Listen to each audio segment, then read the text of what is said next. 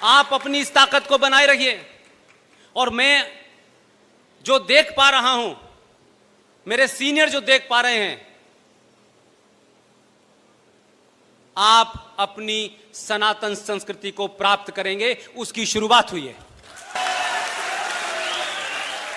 लिहाजा इसके साथ साथ आपको अपने अंदर, अपने गिरेबान में झांकना पड़ेगा। ये वो लम्हे हैं कि जिस लम्हों में अगर आप कोई खता करेंगे तो 1000 साल के बाद तक नजर नहीं आएंगे, आप कहीं पता नहीं चलेगा। क्योंकि अब तक लोगों ने आपको, आपके इस पुरुषार्थ को, इस ताकत को समझा ही नहीं था। अब वो समझ गए हैं, वो दूसरी तैयारी करेंगे।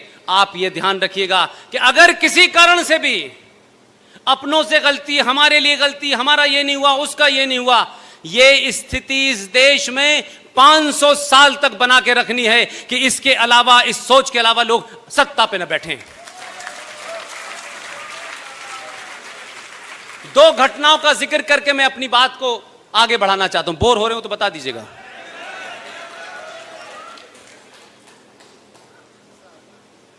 मैं अभी बॉम्बे गया, वहां एक निहायत पढ़ी लिखी और इसी उत्तर प्रदेश की बहू थी। वो उन्होंने मुझे टेलीफोन किया कोई महीने 1.5 महीने पहले।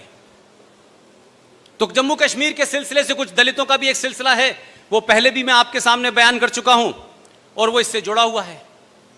तो जब भी जाता था तो मैं उस घटना को बताता था और साथ साथ ये भी कहता था कि पूरी दुनिया में कोई किसी से कितनी भी नफरत कर ले, लेकिन वो नफरत, उस नफरत को संवैधानिक तौर पे जस्टिफाई अगर कहीं किया गया है तो वो है जम्मू कश्मीर।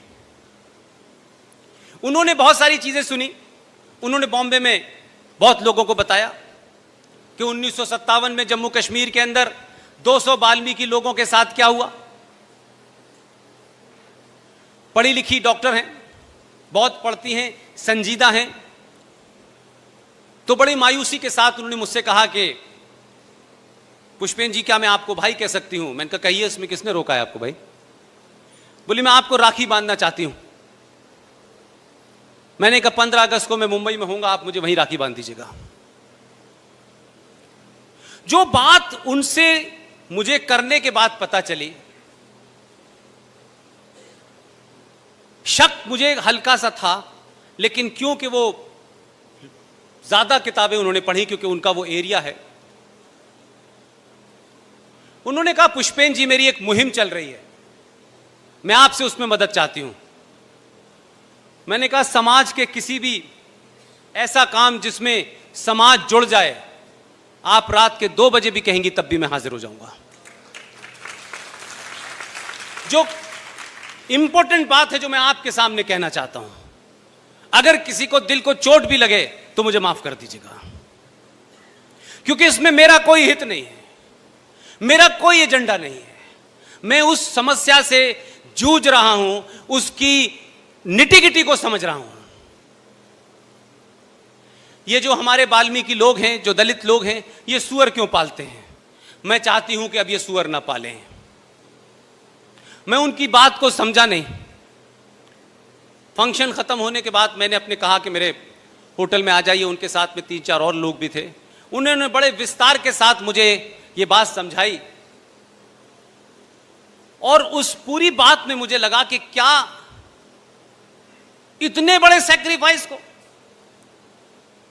इतने बड़े एक ऐसे समय में जब आप खुद खतरे में हो, आपका समाज खतरे में हो, आप उससे समझौता करने की जगह आप उससे लड़ने की डिवाइस निकालते हैं। यह बहुत कम होता है।